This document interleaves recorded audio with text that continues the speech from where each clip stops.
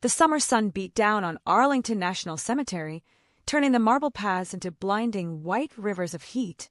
Visitors walked quietly along the neat rows of headstones, some with cameras slung over their necks, others carrying flowers. And at the heart of it all stood the tomb of the unknown soldier, guarded as always, 24 hours a day, by the sentinels of the 3rd U.S. Infantry Regiment. The guard on duty that afternoon was Specialist Daniel Reeves. He had spent months preparing for this role, hours of training, relentless inspections, and the kind of discipline that demanded perfection. His uniform was immaculate, every metal polished, his movements measured with precision. He walked the mat in silence, 21 steps, pause, 21 seconds, turn, repeat. His rifle gleamed in the light, a silent promise of respect to those entombed behind him.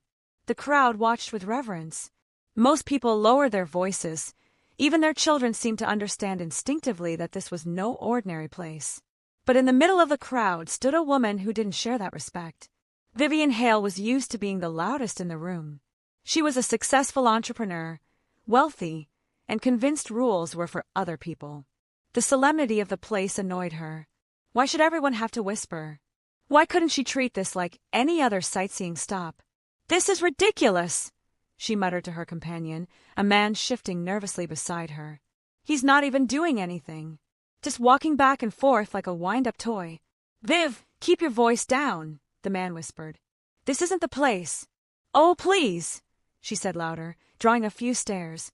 "He's just some soldier, paid to stand there and pretend to be important." Daniel Reeves heard every word, but his face betrayed nothing.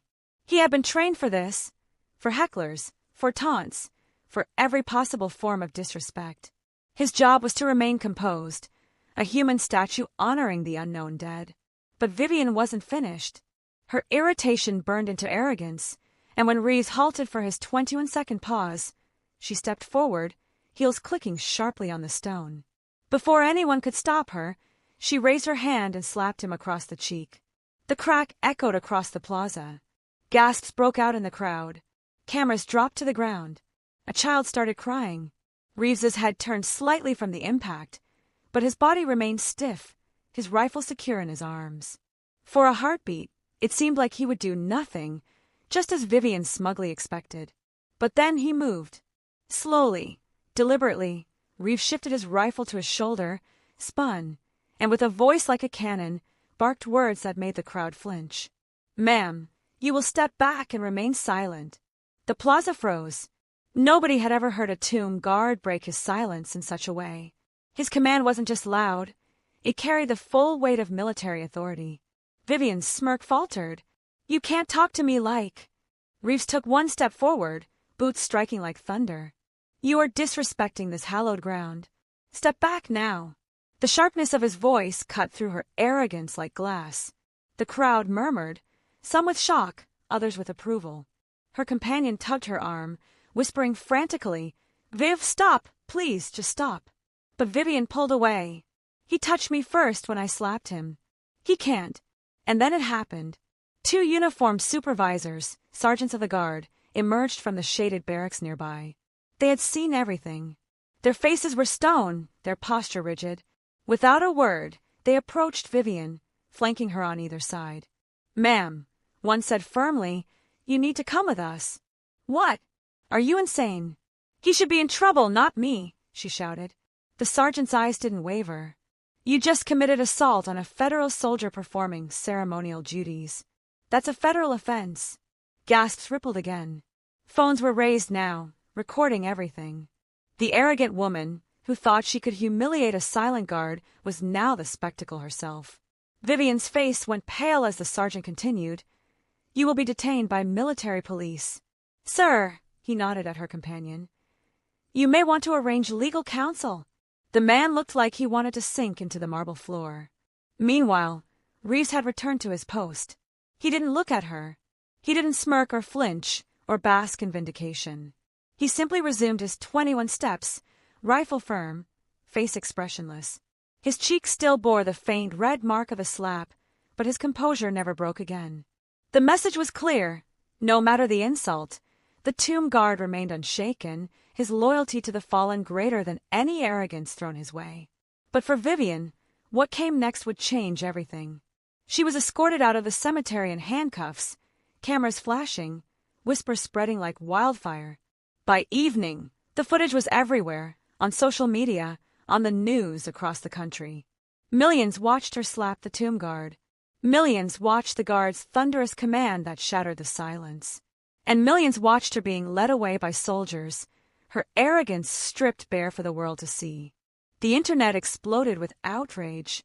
Veterans demanded justice. Families of fallen soldiers spoke out. Even those who had never stepped foot in Arlington felt the sting of her disrespect. Vivian Hale thought the guard would stay silent.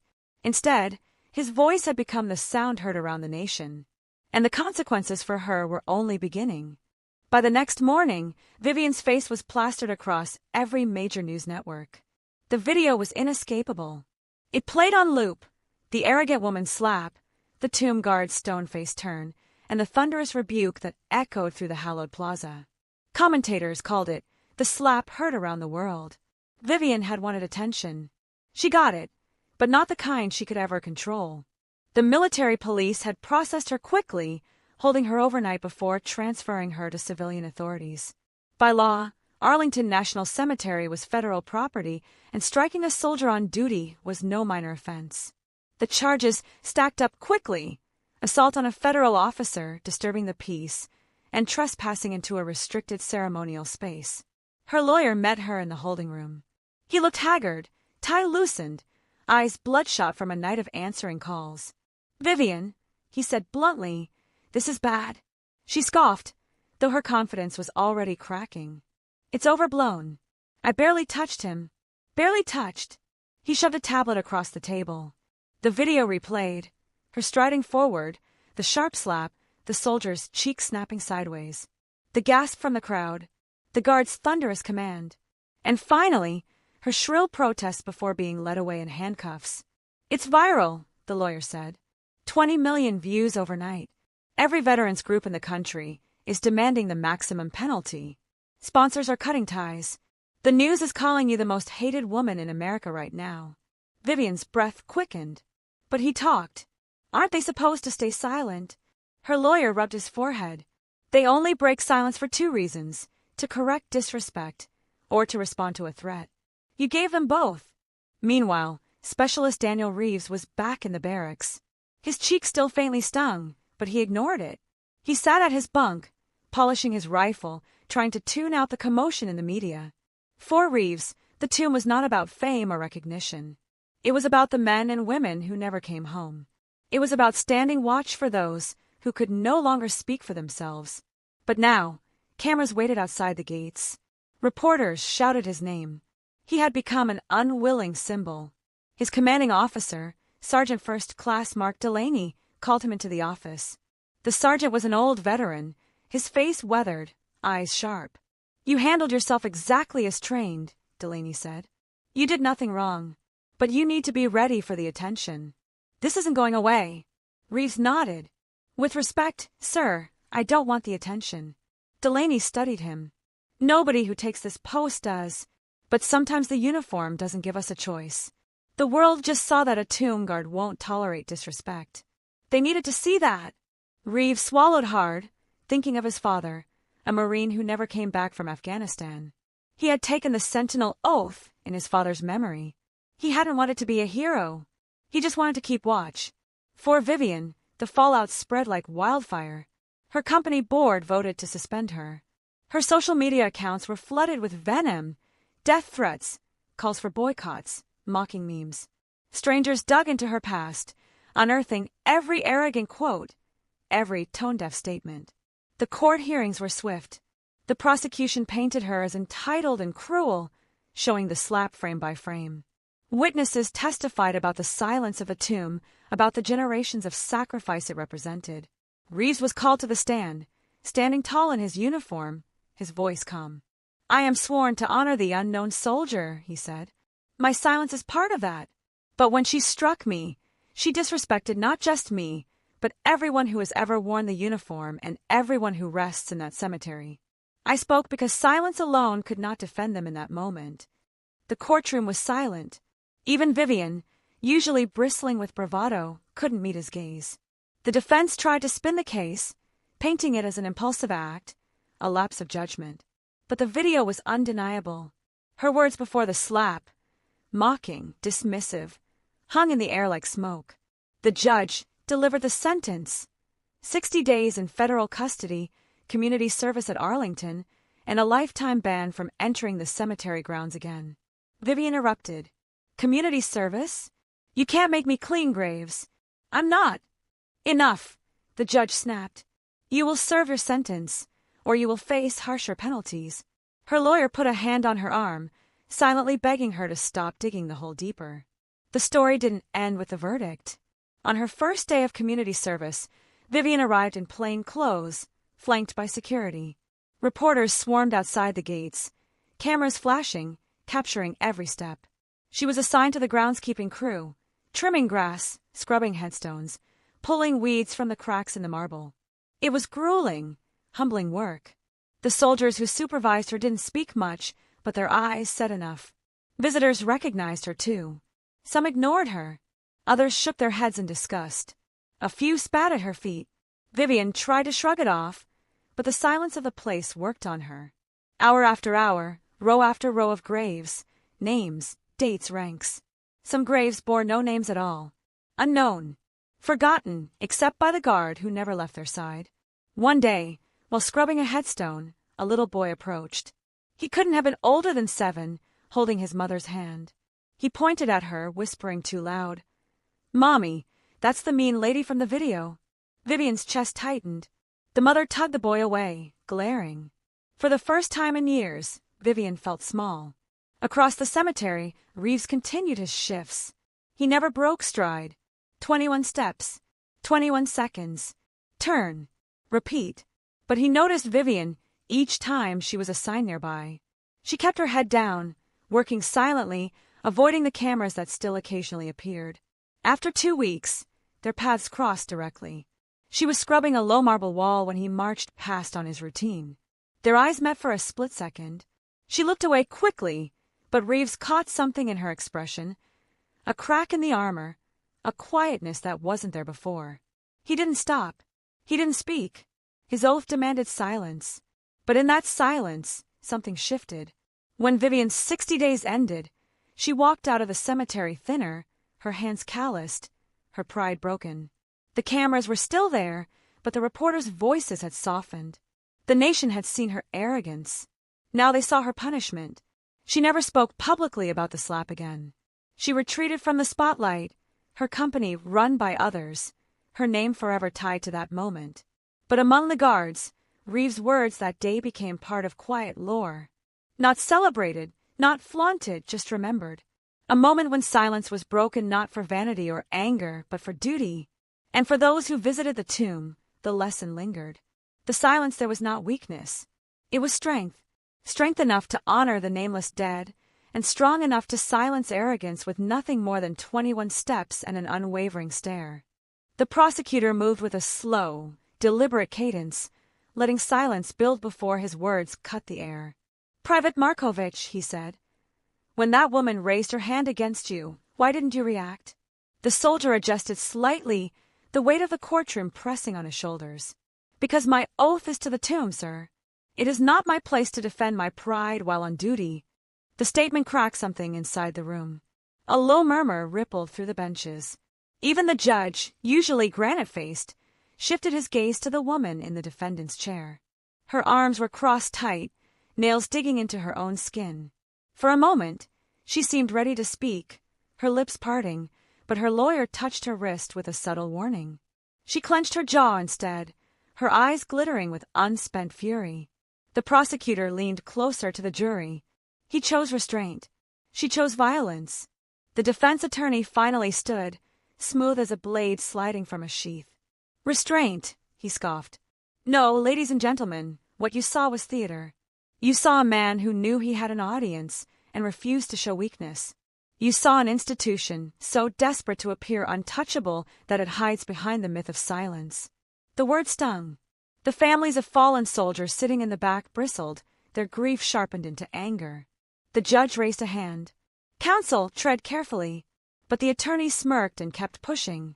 What's more offensive, a slap born of frustration, or a society that worships stone and ritual more than living, breathing people? The jury shifted uneasily. Some nodded faintly. Others hardened. The accused woman finally seized the moment. She shot up from her seat, ignoring her lawyer's hissed plea to sit down.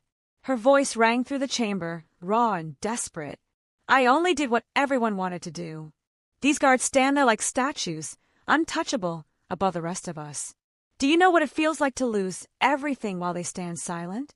My brother died in uniform, and these men didn't even bow their heads. They stared straight ahead, like he was nothing, like I was nothing. Gasps filled the room. Even her lawyer's mask cracked at the revelation. The guard blinked, his jaw tightening. No one had expected her to invoke grief as the motive. For the first time, the cold arrogance she carried seemed laced with pain. But then came the twist. The prosecutor lifted a folder from his table. His voice was level, merciless. Your brother. You mean Corporal Ivan Rodek, correct? She froze.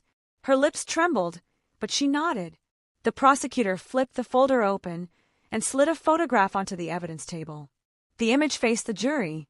It showed a row of guards, standing by the tomb, heads bowed in a silent tribute. Among them, Private Markovich. The woman's face drained of blood. Her knees buckled, and she collapsed back into her chair as though the floor had betrayed her. The courtroom erupted. The spectators roared, half in outrage at her lies, half in sympathy for the sudden collapse of her story. The gavel slammed down again and again, trying to restore order. Private Markovich did not move. He stood as he had always stood, silent, steady, his oath anchoring him while the storm raged around. But in the shadows of his gaze, there was something unspoken. He had bowed once, and he would bow again, but never for himself. And now the entire city would have to decide whether to bow to truth or to pride. The silence after the disciplinary hearing carried into the days that followed. What had started as a scandal, a slap on a guard who was never supposed to be touched, had unraveled into something larger, a clash of arrogance, tradition, and unexpected remorse. Camilla had left the courtroom without her usual heels clicking like gongs on marble. For once, she walked with measured steps, her head bowed, her body carrying a weight that wasn't the product of expensive jewelry or social standing. The punishment had been official, fined, barred from certain public events, placed under community service obligations. But the real consequence wasn't on paper, it was in the eyes of the people around her. The whispers, the avoidance, the subtle recoil of acquaintances who had once clung to her every word. The tomb guards, the soldiers whose silent vigil she had once dismissed as ceremonial theater, had become symbols of something unshakable. Her slap had been reckless, but their response had been unyielding, not of anger but of discipline. That was what gnawed at her now. They hadn't raised their voices, hadn't struck back. Their silence had been sharper than any reprimand. She couldn't shake the image of Corporal Henrich's eyes the moment after her hand landed on his cheek. The stoic face, the unblinking steadiness. A man trained to endure weather, time, even the taunts of passers-by, but not to give her arrogance the satisfaction of a reaction. It had been a mirror, and she hadn't liked what she saw reflected back. Her community service assignment arrived 2 weeks later. She was expected to assist in maintaining the grounds around the tomb, not sweeping floors for show, but actual labor, cleaning, polishing stone, trimming hedges, and working alongside volunteers and veterans who treated the memorial like a sacred site. At first, Camilla arrived dressed as if she could bend the situation into another stage. Designer sunglasses, a silk scarf, lipstick as red as a warning flare. But when she saw the others, elderly men with weathered faces, teenagers scrubbing plaques in silence, families bringing flowers for names etched in marble, she felt out of place in her own skin. The first day, she tried to keep her chin high. She worked with stiff hands, expecting pitying glances or whispered mockery. Instead, no one looked at her at all. They worked as if she were invisible. And that cut deeper than any insult. By the third day, she had tied her hair back with a plain band and left the sunglasses at home. The shock, the one no one had expected, came on a rainy morning halfway through her assignment. Camilla had been assigned to carry fresh wreaths to the tomb. The rain slicked the marble, and the air smelled of wet stone. As she struggled with the heavy greenery, she caught sight of a small figure at the edge of the plaza. A boy, no more than 10, holding a bouquet of cheap daisies in trembling hands. His jacket was too thin for the cold. He approached the guard line nervously, looking up at the men in uniform. The rifles, the rigid posture, the silence, it all seemed too much for him. He froze a few steps away, clutching the flowers against his chest. Camilla, without thinking, knelt down beside him. "Who are they for?" she asked softly. The boy's lip quivered. "My brother. He's here." He pointed toward one of the carved names. Camilla swallowed hard. The arrogance, the slap, the courtroom, all of it evaporated. In that moment, she was just a woman kneeling beside a child who carried more weight in his small hands than she had ever carried in her gilded life. Together, they walked to the stone. The boy reached up to place the daisies beneath the engraved name. Camilla helped him steady his hands. The guards didn't move, but she felt their presence. Not hostile, not judging, but protective. Watching, as they always did. That night, alone in her apartment, Camilla couldn't sleep. The boy's face haunted her. The daisies on Coldstone. The unwavering guards, standing not just for tradition but for people like him, like his brother. She remembered the sound her hand had made when it struck Henrik's face, a sound she couldn't take back. But she also remembered the silence that followed. Not weakness, not submission, something stronger. For the first time, she admitted it to herself. She had been wrong. The twist no one had seen coming was that Camilla didn't vanish back into her old life after her punishment ended. Months later, she was still showing up at the memorial grounds, not out of obligation, but choice. She worked quietly, sometimes in the background, sometimes alongside families who came to grieve. She no longer dressed to be seen, she dressed to work. She became known, but in a different way. Not as the woman who slapped a guard, but as the one who stayed afterward, who listened when mothers wanted to talk about sons, who helped children place flowers they were too small to lift. And yet, there was always tension. Some never forgave her. Some whispered that it was all a performance, another kind of arrogance. Perhaps it was at first. But over time, the edges dulled, and what remained felt real. Even Corporal Henrik noticed. One late afternoon, as the guards rotated, she caught his eyes again. For the first time, he allowed himself the smallest of nods. A gesture that said, "You've begun to understand." It wasn't forgiveness, but it was something. The scandal had shocked the city, yes. But the greater shock was what followed. Not the slap, but the silence, the discipline, the quiet transformation of a woman who thought herself untouchable. Camilla would never again be the same. Not because she was punished, but because she had been forced to face something bigger than herself. The weight of sacrifice, the fragility of memory, the strength of men who stand in silence not for her, but for those who can no longer stand at all. And the greatest irony of all, the slap that was meant to humiliate had ended up being her awakening.